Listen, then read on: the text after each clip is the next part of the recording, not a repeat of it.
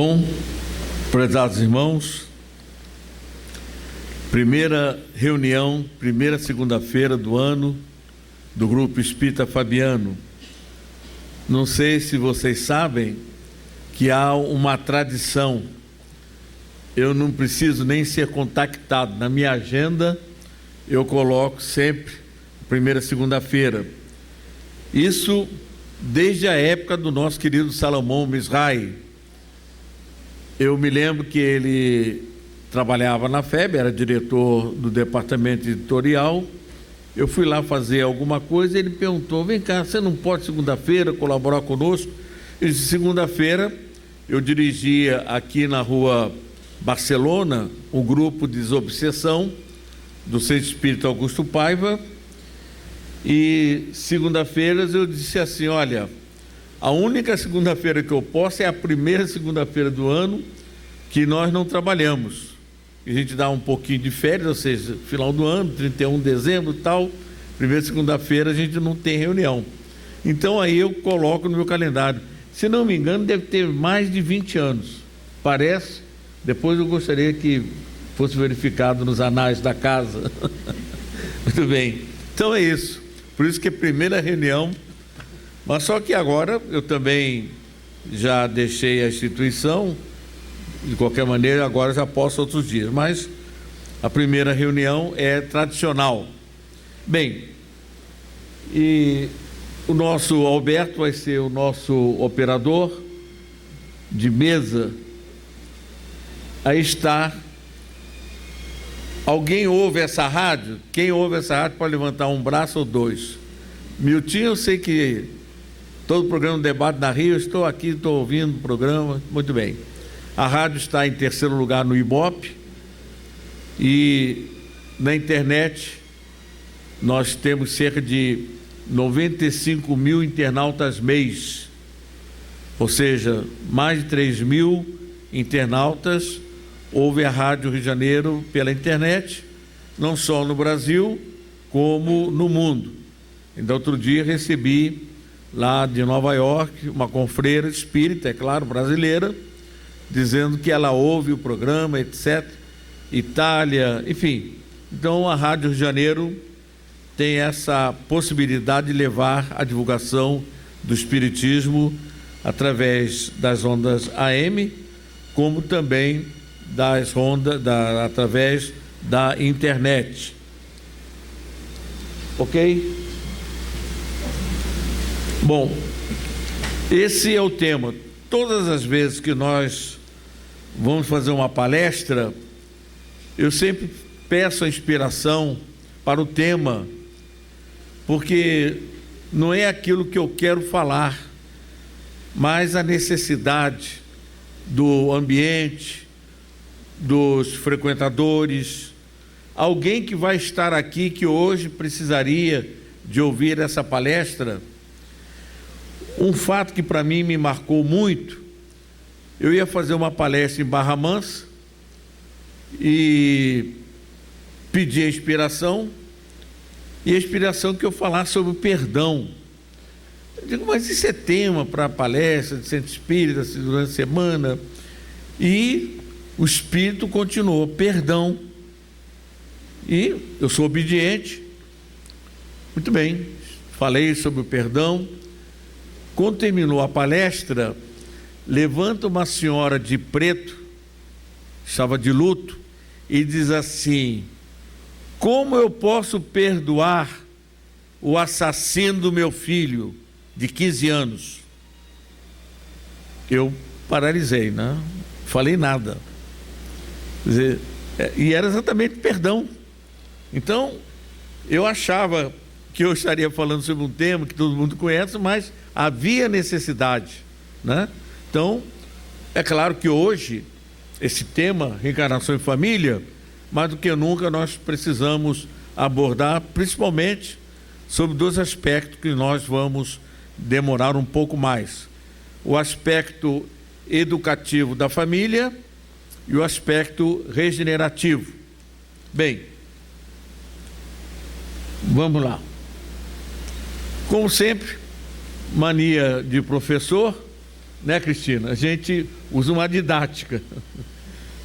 Eu botei o título da palestra, a reencarnação. Onde está inserida a reencarnação? É importante para o Espiritismo?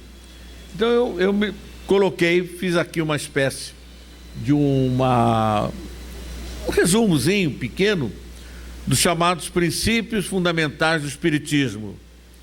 Allan Kardec, em A Gênese, em Sinais dos Tempos, ele coloca esses 4 princípios. E sabe como que eu descobri isso?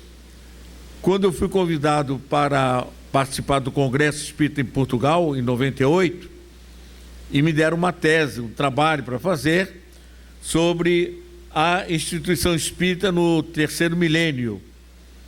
E eu queria começar com a base, e encontrei, porque no meio espírita tem gente que fala que é 5, que é 6, é 7. Amigos, nós temos que basear Allan Kardec. 4 princípios básicos, diz ele lá, que todo mundo pode aceitar e aceitará. Primeiro, a existência de Deus. Nós somos deístas, né? Segundo, na imortalidade da alma que sobrevive após a morte do corpo físico. Esses são o primeiro e segundo. Primeiro princípio básico, Deus. Nós espíritos somos deístas. Também somos imortalistas. Admitimos a sobrevivência da alma após a morte. Só que Allan Kardec, em um livro dos Médiuns, ele diz que a maior prova da imortalidade não está no fenômeno mediúnico. Chico Xavier psicografou 400 livros, muito mais de 400 livros, muito bem. É uma prova da imortalidade da alma, assinaturas, etc. Mas ele diz lá no capítulo 3º do método que a maior prova é através do fenômeno anímico. Porque você tem que provar ao materialista que ele é um espírito encarnado. Eu sou um espírito encarnado.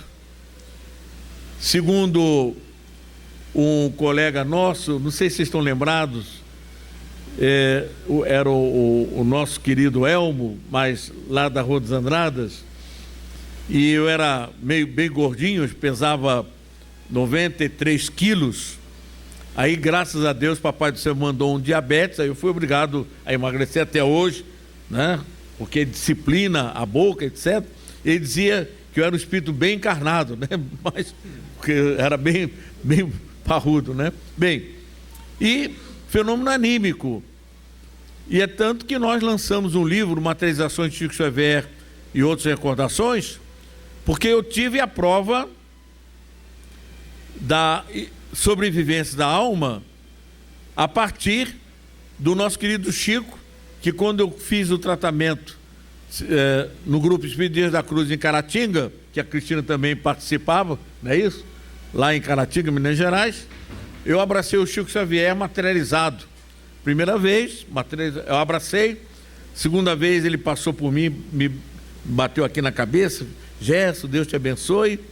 E na terceira vez ele só passou, cumprimentou e foi conversar com o doutor Bezerra, que estava materializado, operando. E aí até ele disse assim: doutor Bezerra, está na hora de eu me ir embora. Quer dizer, ele queria desencarnar, que já estava mais do que... Aí o Bezerra disse a ele: Chico, nós ainda precisamos muito de você na Terra.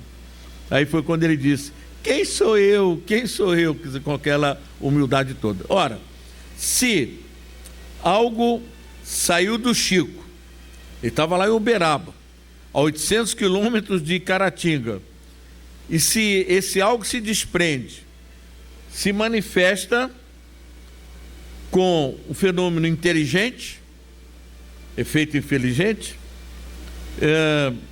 emocionou, conversou, enfim. Ora, se o corpo dele morre, essa coisa que tem vida independente,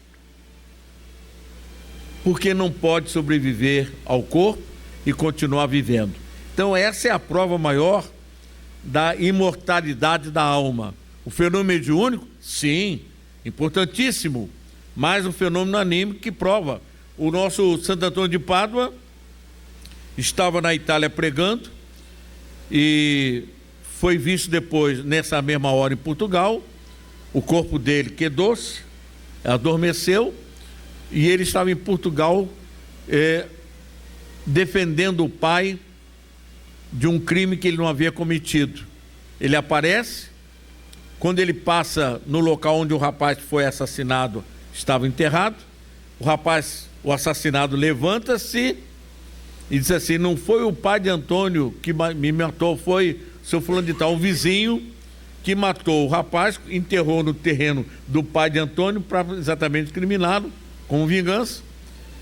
E também Santo Afonso de Liguori. Santo Afonso de Liguori tem aquela igreja lá na Praça Espenha, Santo Afonso. O nosso Santo Afonso estava no convento dele em Nápoles e foi visto no Vaticano cuidando de um papa que estava prestes a desencarnar. Bom, então, primeiro princípio fundamental, quando alguém perguntar: por que você é espírita? Primeiro, porque eu acredito na existência de Deus, tenho certeza da existência de Deus, porque sei que a alma é imortal, eu apenas perco o corpo, mas a alma continua a viver. E agora, o terceiro, na evolução de todos os espíritos pela reencarnação. Aí está o terceiro princípio fundamental. O terceiro princípio fundamental é a evolução do espírito. E o instrumento é a reencarnação. Criados por Deus na condição de simples ignorantes, isto é, sem conhecimento algum e sem nenhum progresso moral, os espíritos podem, através das reencarnações, atingir a perfeição espiritual, a mesma conquistada por Jesus. Então, eu sou espírito porque aceito a existência de Deus, porque sei que eu não vou morrer, só vou desencarnar, a alma é imortal. Terceiro, a evolução pela reencarnação.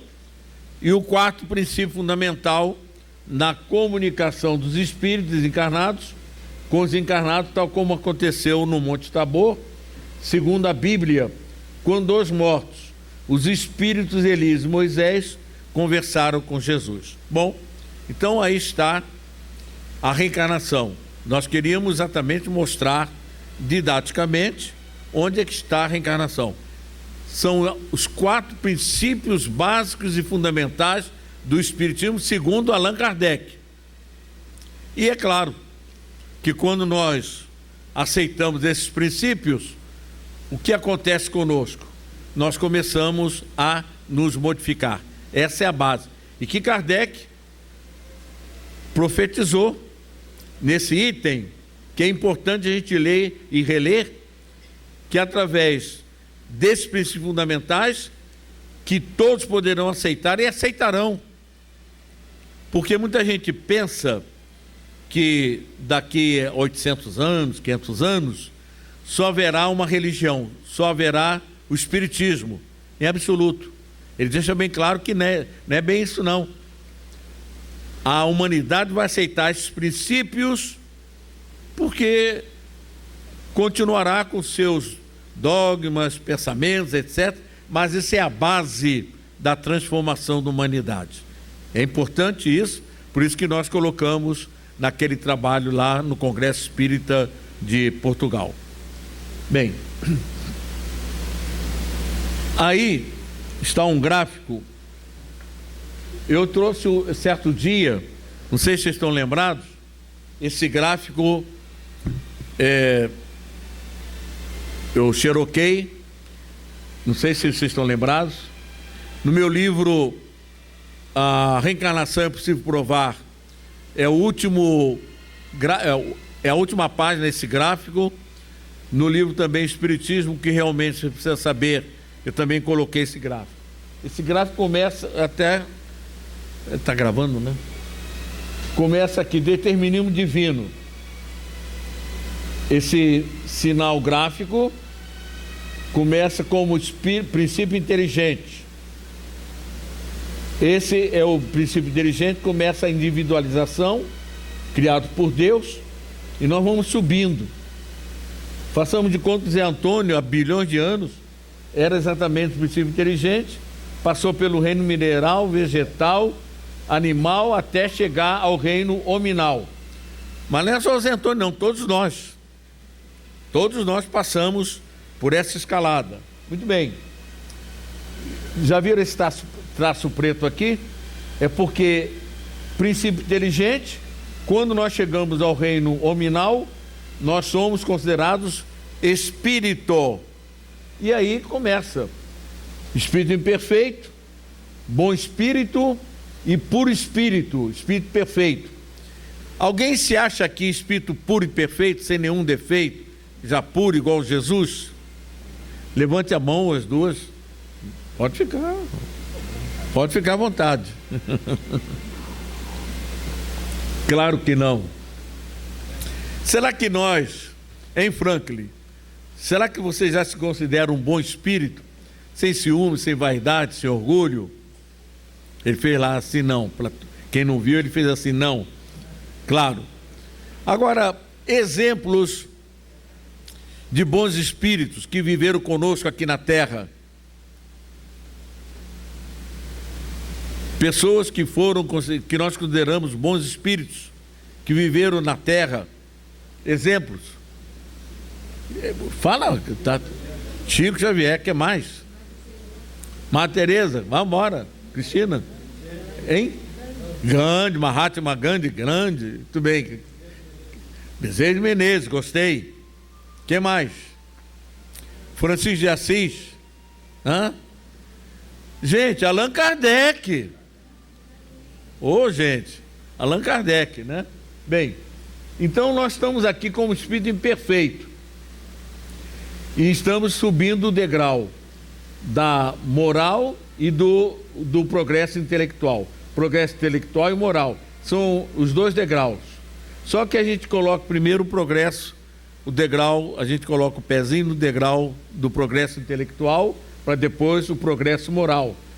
Esses traçadinhos aqui é o livre-arbítrio, a faixa do livre-arbítrio. Quanto mais o espírito avança, mais essa faixa do livre-arbítrio vai aumentando. E ainda, só para a gente entender o processo da reencarnação, isso aqui é o progresso individual.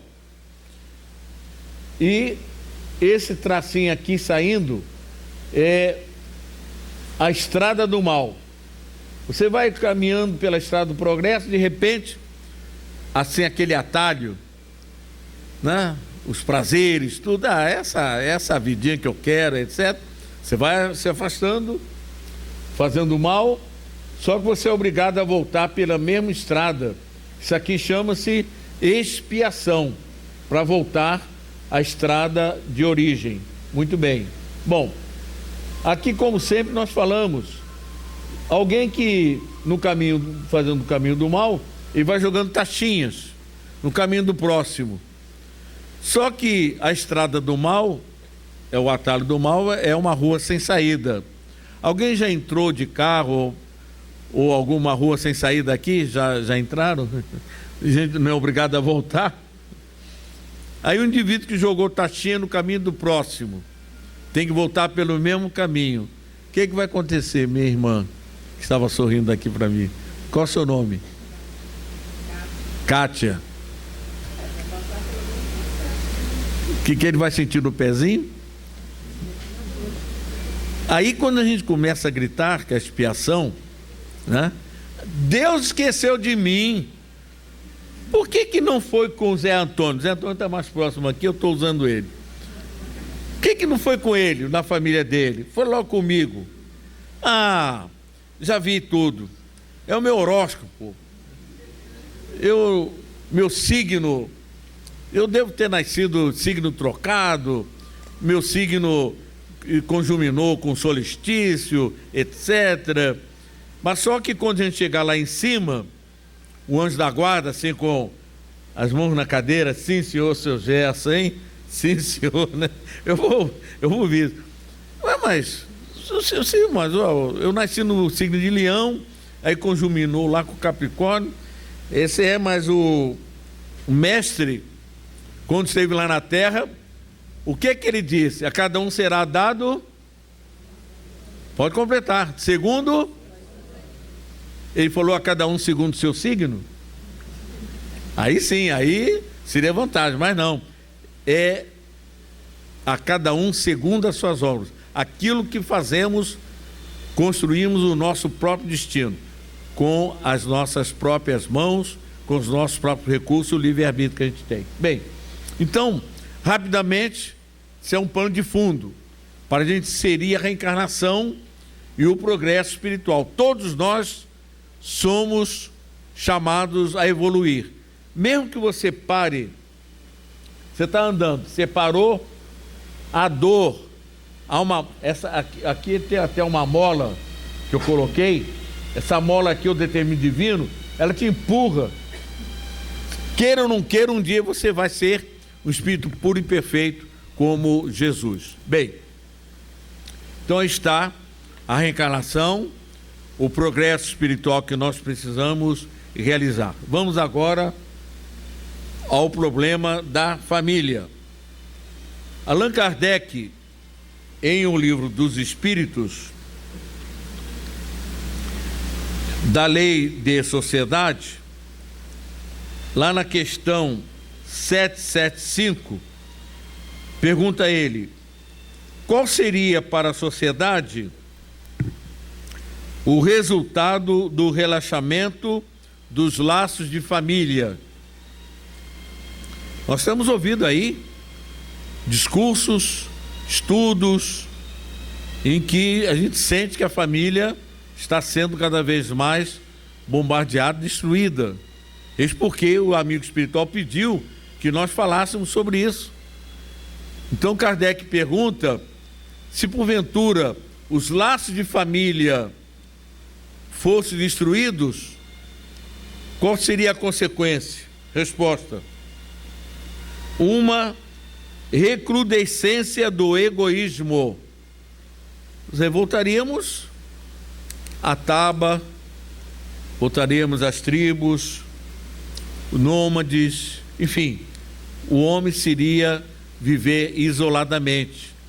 Mas, ainda nesse mesmo capítulo da Lei de Sociedade, logo no início, a questão 768, procurando a sociedade, não fará o homem mais do que obedecer a um sentimento pessoal? Ou há nesse sentimento algum providencial objetivo de ordem mais geral? Ou seja, o homem, quer dizer, pessoalmente, ele busca esse sentimento de agregar, de estar junto, fazer esse processo social. Será que isso não seria um objetivo só pessoal? Resposta: o homem tem que progredir. Eis porque nós colocamos aquele gráfico, o gráfico da evolução, né? O homem tem que progredir. Insulado, quer dizer, sozinho, não lhe é isso possível, por não dispor de todas as faculdades. Falta-lhe o contato com os outros homens. No insulamento, ele se embrutece e estiola. Então é muito importante nós rememorarmos de que a vida em sociedade, a vida em família, que é a menor célula da sociedade, faz parte do nosso crescimento espiritual, do nosso progresso espiritual. Questão 775. Outra. Cristina, dá para você ler?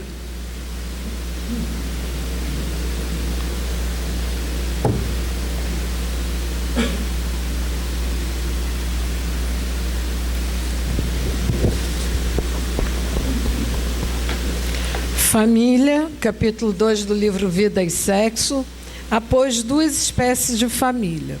As famílias pelos laços espirituais, duráveis, se fortalecem pela purificação e se perpetuam no mundo dos espíritos, através das várias migrações da alma. E as famílias pelos laços corporais, frágeis como a matéria, se extinguem com o tempo e muitas vezes se dissolvem moralmente já na existência atual. Bem, o nosso Emmanuel, esse livro Vida e Sexo, que eu recomendo aos pais, educadores, evangelizadores, que para mim é uma cartilha muito importante para a vida social que nós vivemos, mas baseado, o nosso Emmanuel, no item 8, capítulo 14 do Evangelho segundo o Espiritismo. Duas espécies de família. As famílias pelos laços espirituais, em que as almas se ligam espiritualmente. Terminada a trajetória aqui na Terra, esses espíritos continuam a se ligar, a manter essa união duráveis, esses laços de família, se fortalecem pela purificação na medida que evoluem, vão se purificando e as perpetuam no mundo dos espíritos, quer dizer, continuam no mundo espiritual através de várias reencarnações, de várias migrações da alma, das pluralidades das existências. E agora tem um outro tipo de família. Nós até podemos, pela experiência, eu já tenho 79 anos de idade, a gente vê na própria família aqueles familiares que até hoje continuam ligados, são afins, outros eles se afastam, é um processo natural. É uma família, claro, é importante para o nosso progresso, sim, mas diz aqui o nosso querido Emmanuel, e as famílias pelos laços corporais, é só pelo corpo, pela matéria, frágeis como a matéria, se extinguem com o tempo e muitas vezes se dissolvem moralmente já na essência atual. Aquele parente que a gente, tanto que em certa ocasião, eu só ia em enterro na morte de parentes do meu pai. Eu falei, isso tem que acabar com isso. Aí eu cheguei perto da prima, quando tiver aniversário de boneca da filha, me convida, até aniversário de boneca eu vou, aniversário de cachorro eu vou, enfim, porque senão fica só no enterro, é família só de enterro. E, graças a Deus mudou bastante, só que praticamente também todo mundo já está indo para o lado de lá, já estão no segundo andar, já estão no plano B da existência, né? Muito bem, bom, então é isso, quer dizer, já na Terra essas famílias não agregam, né? Não convivem, etc. Elas vão dissolvendo. Bom, isso é muito importante, esses conceitos que também está no Evangelho segundo o Espiritismo. Agora, pode continuar, eu gostei de poder me ajudar aqui na voz. De todas as associações existentes na Terra, excetuando naturalmente a humanidade, nenhuma talvez mais importante em sua função, educadora e regenerativa, a constituição da família. De semelhante agremiação, na qual dois seres se conjugam, atendendo aos vínculos do afeto, surge o lar, garantindo os alicerces da civilização. Através do casal aí estabelecido, funciona o princípio da reencarnação, consoante as leis divinas, possibilitando o trabalho executivo dos mais elevados programas de ação do mundo espiritual. Então, preste bem atenção naquele primeiro pensamento. De todas as associações existentes na Terra, existe a Associação dos Escoteiros, Associação dos Espíritas, dos Católicos, enfim, na realidade os partidos políticos são associações partidárias, excetuando naturalmente a humanidade, claro, nenhuma talvez mais importante em sua função. Olha a função da família. Essa palestra é para nós realmente refletirmos. Educadora e regenerativa, a constituição da família. Nós vamos trabalhar esses dois itens separadamente. Que horas são? Eu vou até 1h10, 9h10. Pode estar. Bem, outra coisa importante. Hoje, é claro, existe união homossexual, etc. Só que eu acho que podia ter um documento de uma sociedade entre as criaturas, porque de semelhante agremiação, na qual dois seres se conjugam, atendendo aos vínculos do afeto, surge o lar, garantindo os alicerces da civilização. Através do casal aí estabelecido, homem e mulher, gênero homem, gênero mulher, funciona o princípio da reencarnação. A reencarnação vai funcionar aí. Tem que haver o gênero feminino e o gênero masculino, consoante as leis divinas, possibilitando o trabalho executivo dos mais elevados programas de ação no mundo espiritual. Bom, nós vamos começar a trabalhar a função educadora. Pode pedir aquela companheira para... Nós trouxemos um material que vai ser distribuído para todo mundo. Se eu trouxe 40, talvez um para 2. Depois pode pedir ao presidente, eu vou mandar ele por e-mail para ele fazer xerox.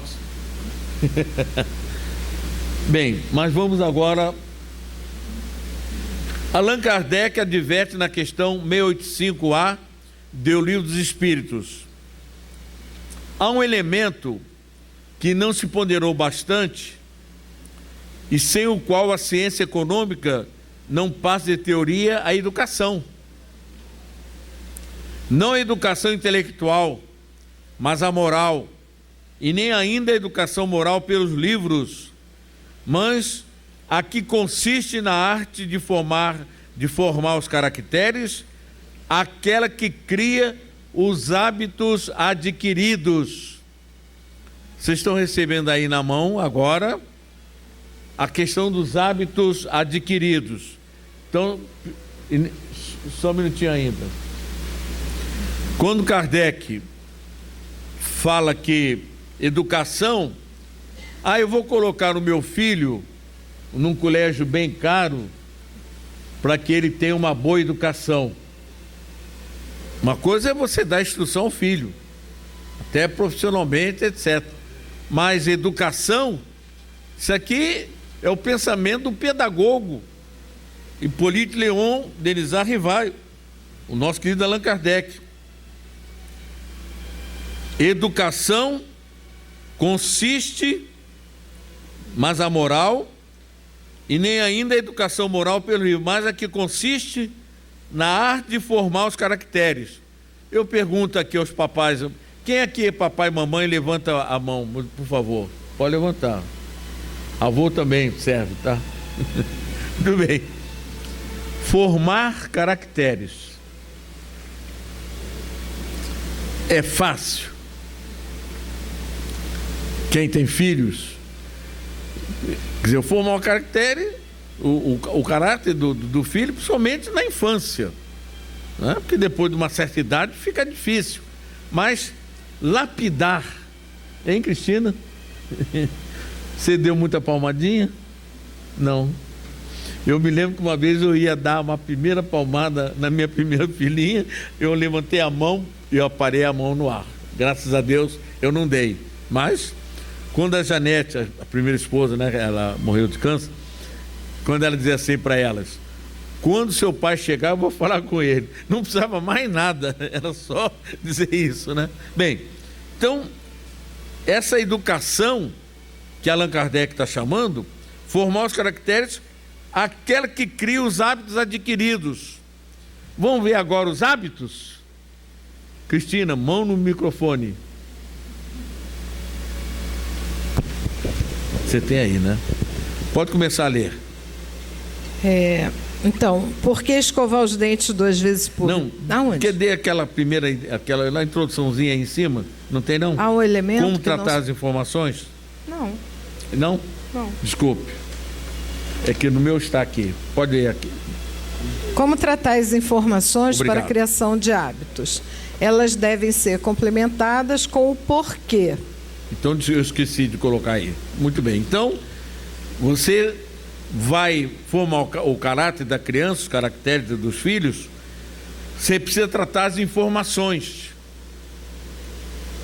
para a criação de hábitos. Agora, não é faça isso, mas por quê?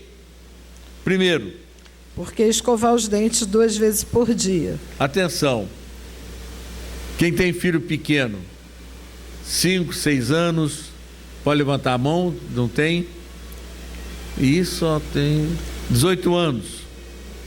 Agora já foi, 18 anos já foi. Bom, então, você tem que explicar por que tem que escovar os dentes. Não, meu filho, se você não escovar os dentes, você vai ao dentista.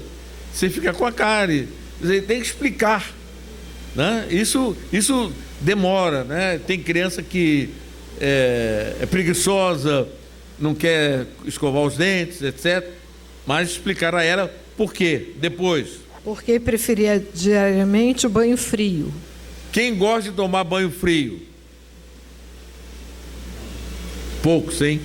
Olha que a luz está cara, hein? A energia está cara, hein? Eu gosto de tomar um banho frio muito bom. Só que no frio eu vou para o meu chuveiro elétrico, tranquilamente, né?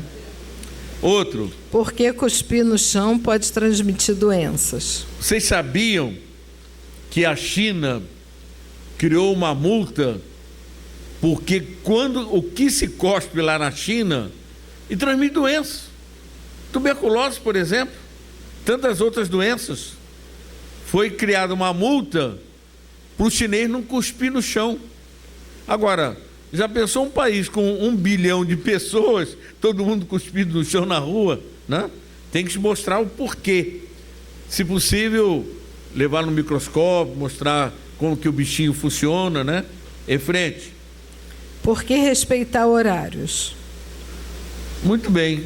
Cristina, o que você diria para o seu filho por que respeitar horários? Será que isso aqui é só para criança? Não, é disciplina, né? Isso serve também para o centro espírita, para os grandes? Para a vida. Então, o horário, por exemplo, eu sou radialista. Se eu não chegar na hora, o programa não vai para o ar. Eu não posso chegar nem 2 minutos atrasados. Quando eu vou chegar atrasado, eu já ponho um substituto ou eu mando colocar uma gravação. O respeito aos horários, inclusive depois, na hora, no trabalho. Quando você for trabalhar profissionalmente, se você não respeita os horários, vai acabar sendo mandado embora. Então tem que explicar no colégio, etc. Né? Em frente. Porque a fila às vezes é necessária. Quem gosta de entrar em fila, levante a mão. Ninguém. Eu não vou levantar, não. É necessária.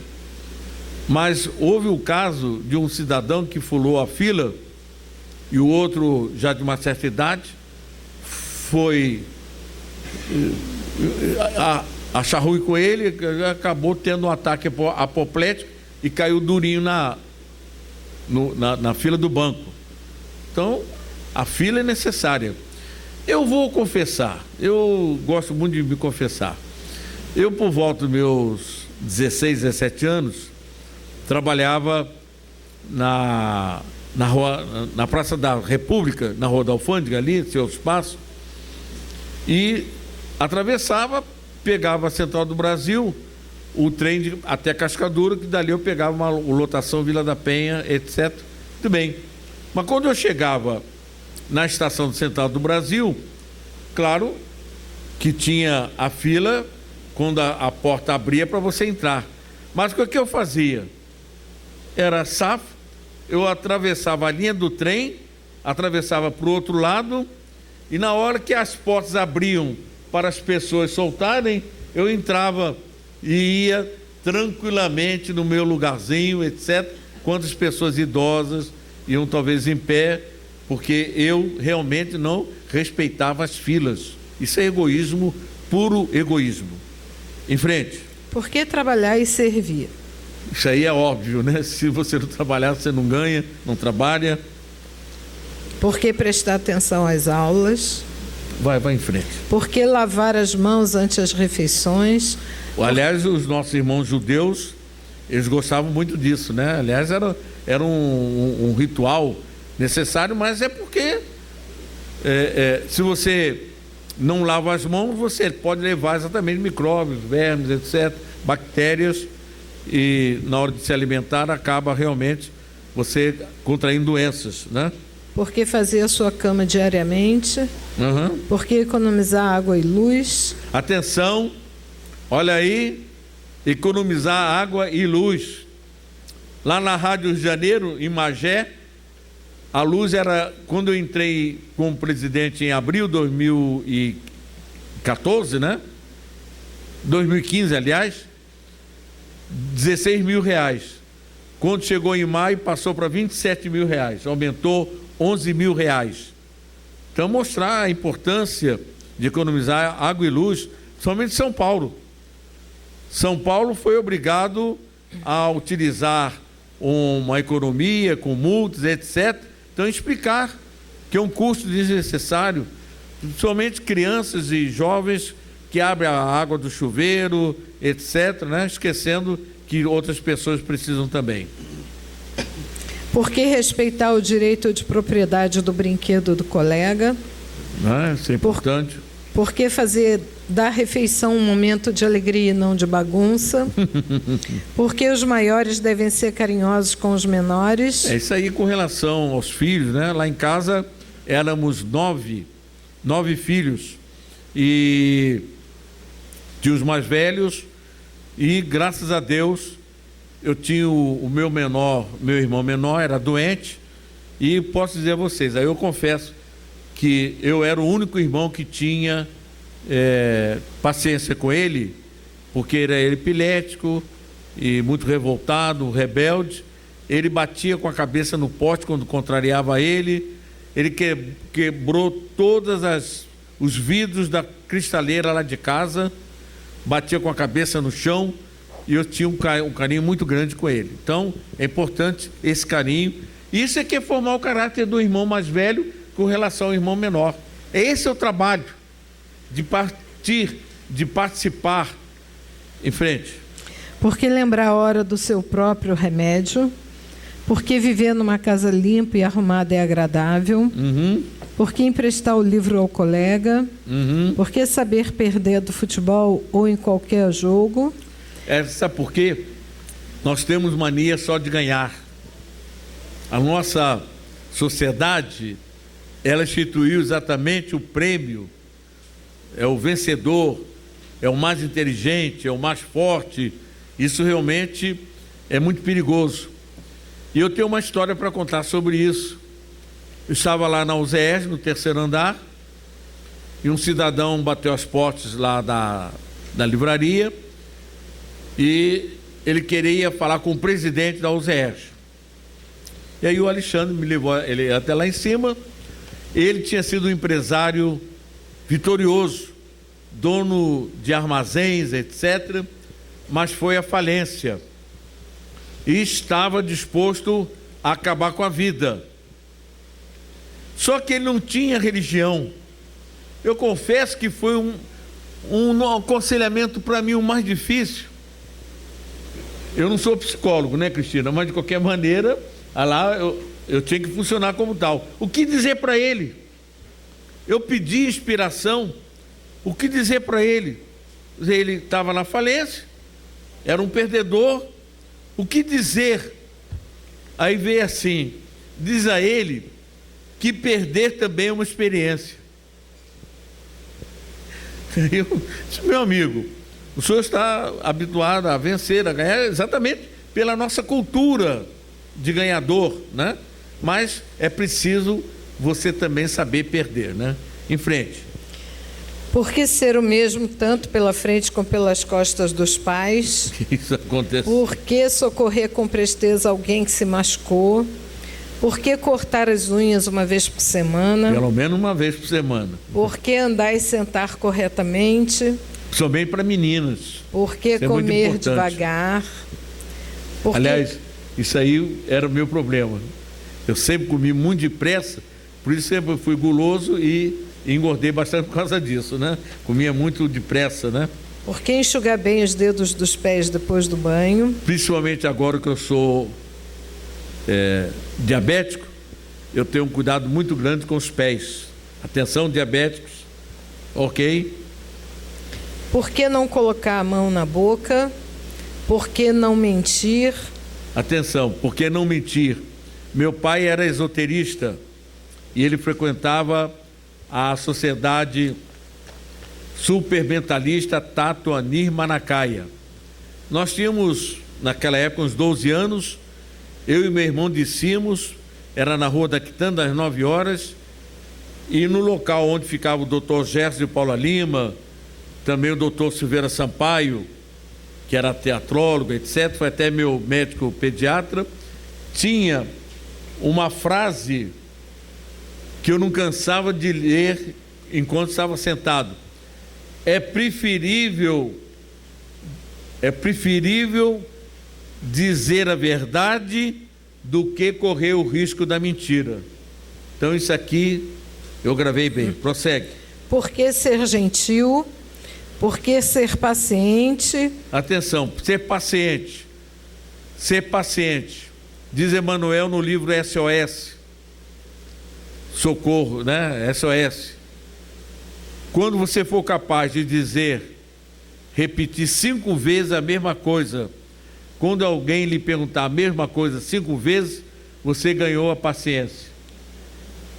Quem é capaz? Gerson, isso assim, você... Não. Segunda vez. Sem mudar o tom de voz. Repetir 5 vezes, sem... Aí eu ensinei isso no centro, aqui no Augusto Paiva. Minha esposa estava presente. E aí, em casa, ela me perguntou, Gerson, isso assim, eu respondi. Passava uma meia hora, Gerson, isso assim, eu disse, eu já ainda há pouco eu não falei para você, dizer, gasguito, e ela disse, mas lá no centro você não falou que eram 5 vezes? Em frente. Por que fazer rápido e bem feito tudo aquilo que se faz? Por que ser cuidadoso com a sua roupa?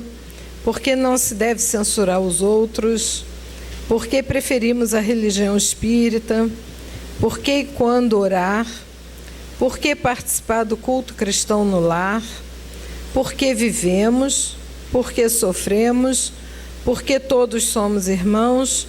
Por que esquecimento é sinal de pouco caso? Por que sempre agradar a Deus o pão nosso de cada dia? Agradecer. Não é? Agradecer a Deus tá o pão nosso de cada dia. Bom, então, isso aí é dever de casa. Isso é para vocês levarem e ver o que está faltando no filho, seja 18, 10 anos, 15 anos. Isso aí é muito bom também para os nossos evangelizadores, né? Porque é uma lista completa, né? Eu acho que eu tentei esgotar. Bem, vamos agora à função regenerativa da família. Alguém já leu esse capítulo Estranhos Credores do livro Pontos e Contos? Já, Cristina? Alguém já leu Estranhos Credores? Eu me lembro, tem alguém aqui que é de São Lourenço, não tem? Não, já saiu? Ah, não estão aí hoje. Então, muito bem. Pois é, mas lá em São Lourenço, eu me lembro que eu fiz uma palestra só com essa mensagem. Esse capítulo dá uma palestra, mas eu vou transformar apenas nesse item a família regenerativa. Mas eu não vou colocar, não vou passar, porque eu vou rapidamente passar as informações. O nosso Humberto de Campos conta que ele estava no mundo espiritual quando um espírito chamado Diana, na tribuna, teceu comentários sobre a vida, etc. Mas era uma alma que, de uma elevação, de uma leveza muito grande, que eles ficaram realmente muito impressionados. E aí, eu vou resumir, mas não deixem de ler em casa Estranhos Credores, Pontos e Contos do Irmão X, pelo Chico Xavier. Quando terminou a palestra, eles se aproximaram, embevecidos pela luz, enfim, o espírito de alta elevação, né? E aí, quando Humberto de Campos começou a falar, né, que de fato ela, etc., foi quando então ela disse que ela realmente foi uma mulher, inclusive até usa um termo bem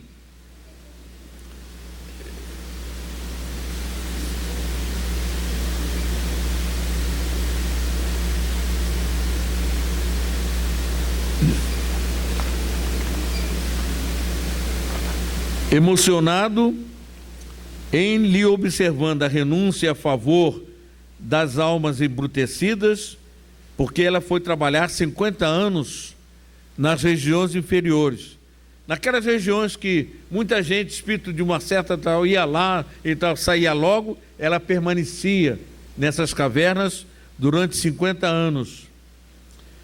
Sim, meu amigo, no impulso espontâneo de minha própria consciência, ofereci 50 anos de trabalho aos nossos irmãos nas zonas mais baixas da vida e não me envergonho de explicar-lhe a razão do meu gesto. Segundo ela, não sei se conhecem as extremas dificuldades do espírito para alijar, aí ela está falando dela mesma, as vestes animalizadas do sentimento. Era ela, as vestes animalizadas do sentimento. Bom, e aí acabou que ela reencarnava, desencarnava, vencida sempre pela trilogia ciúme, egoísmo e vaidade. Sempre ela vencida pelo trio ciúme, egoísmo e vaidade. Então ela diz que só para vencer o ciúme ela gastou 9 encarnações. Depois, para vencer o egoísmo, também não sei quantas encarnações. Então ela conta tudo isso. Mas acontece que uma determinada alma também muito elevada, encontrando com ela no momento que ela estava naquelas cavernas, ainda como espírito, ainda muito atrasado, ela disse assim: olha, eu, para poder realmente avançar e subir espiritualmente, eu visitei essa região aqui, escolhi 4 almas inferiores, bem atrasadas, e eles desceram como meus filhos, aleijados, leprosos e cegos. E foi o que ela fez.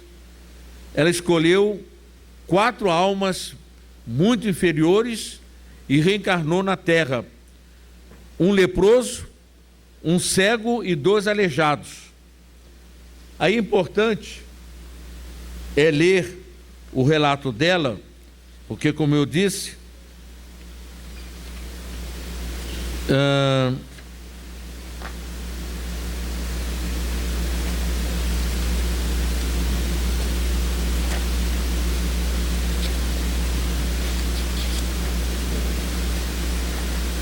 ...70 anos